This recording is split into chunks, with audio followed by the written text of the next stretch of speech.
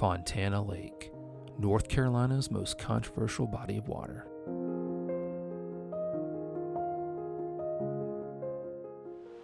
Holy it's big.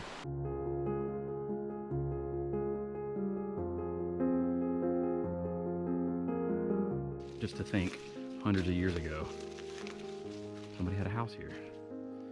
This is in the middle of nowhere.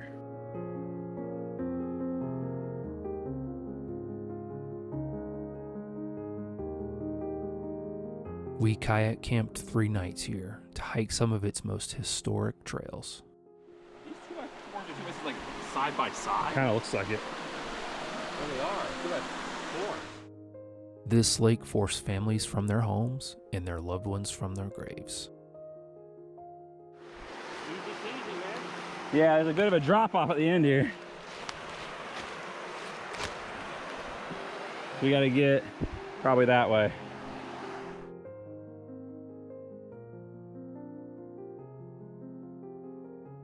Welcome to the Great Smoky Mountains. Welcome to Green Ridge Outdoor Adventures.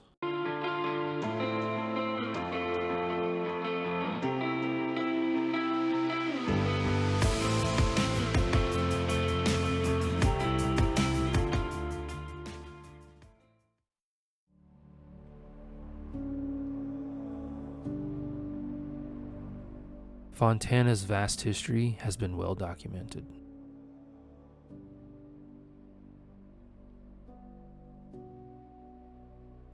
Native Americans living in this area were forced out by white settlers as part of the Trail of Tears over 200 years ago. 100 years later, the ancestors of these white settlers were forced to leave this area due to the building of Fontana Dam. The dam was built to power the country's aluminum production after the U.S. entered war on a world stage. The rising waters meant that the graves of loved ones leaving the area either had to be moved or remain and lay hundreds of feet underwater. Some of these remote cemeteries are easier to access than others.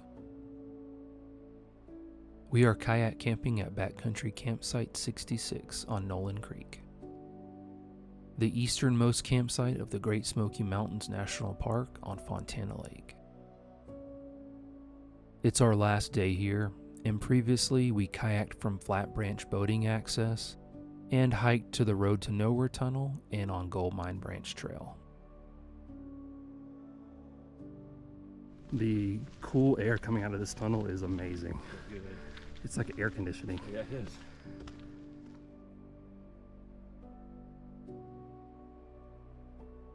Since the end of Noland Creek Trail is underwater during the summer, we kayaked a couple hundred feet from Campsite 66 to start our hike north to Lakeview Drive. The hike north on Noland Creek Trail was about 30 minutes and less than a mile.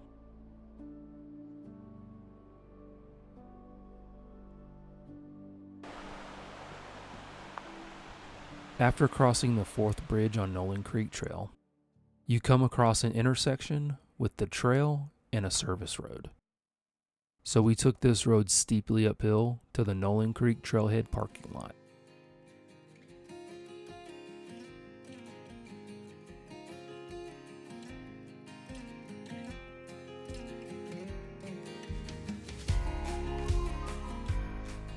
Lakeview Drive's nickname is the Road to Nowhere, because it was never finished despite numerous promises by the federal government.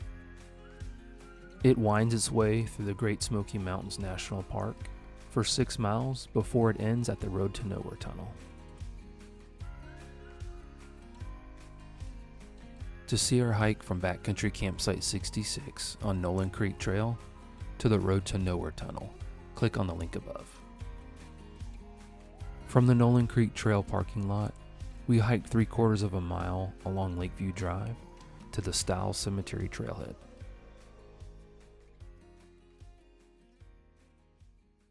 The Stiles Cemetery trailhead was hard to find, so much so that we initially passed it but backtracked a bit after checking Google Maps.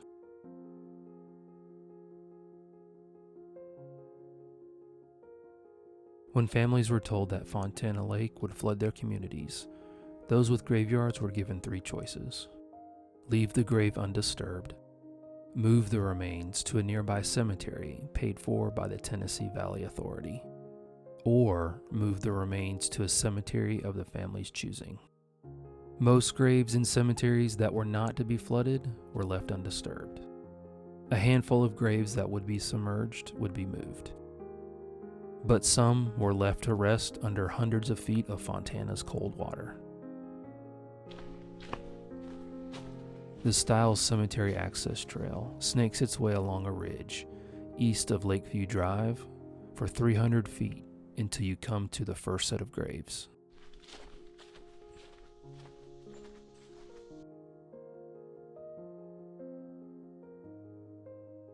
These 10 to 12 graves seem to be newer and appear to be added after the original cemetery was created. Old one right in front of you, the old tombstone. Oh, behind it? Yeah. From these first set of graves, you hike another 1,000 feet south, parallel to Hickory Flat Branch, finally arriving at another set of 10 to 15 graves that appear to be the original cemetery.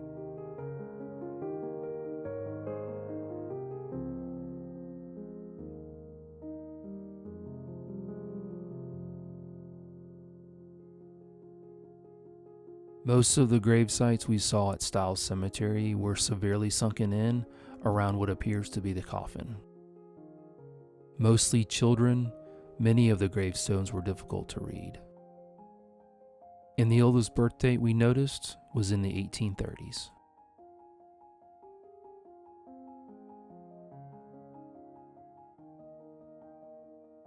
We spent about 15 to 20 minutes at this cemetery, ate a quick snack, and made our way back to Lakeview Drive and south on Noland Creek Trail.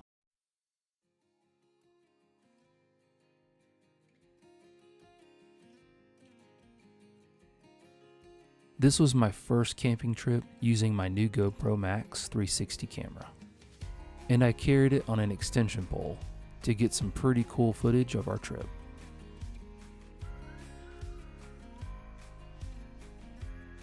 I mounted it to my kayak for the paddle to Campsite 66 and carried it on both hikes up and back on Noland Creek Trail. But before paddling back to the truck the next day, I realized I didn't know where the 360 camera was and figured I just threw it in my large dry bag. But when I got home, it was nowhere to be found. As I thought about the last time I had it, I realized that I stopped to use the bathroom in a rhododendron thicket and didn't remember having it after that point in the trip. So for the next week, I retraced my steps from the weekend before and was sure that the only place it could be was that thicket along Noland Creek. So a week later, leaving home at 5:15, I went to find the camera. Just made it to Noland Creek parking lot. Gonna go see if I can find this camera. Hopefully it's there.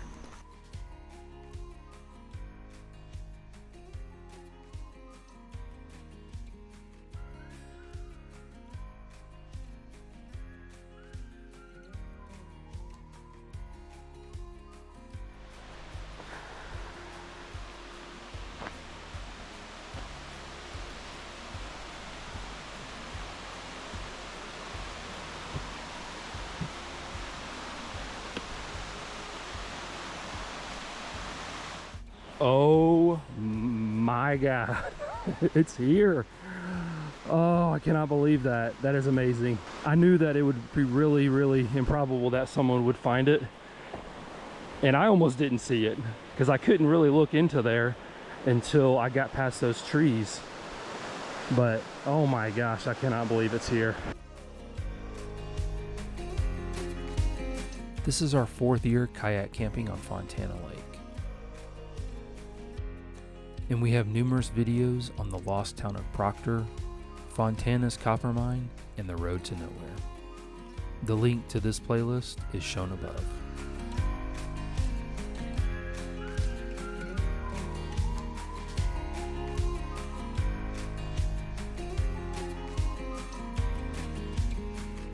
It's tough to beat Fontana's remoteness, beauty, and historical importance. And because of that, we'll keep on returning for as long as we can.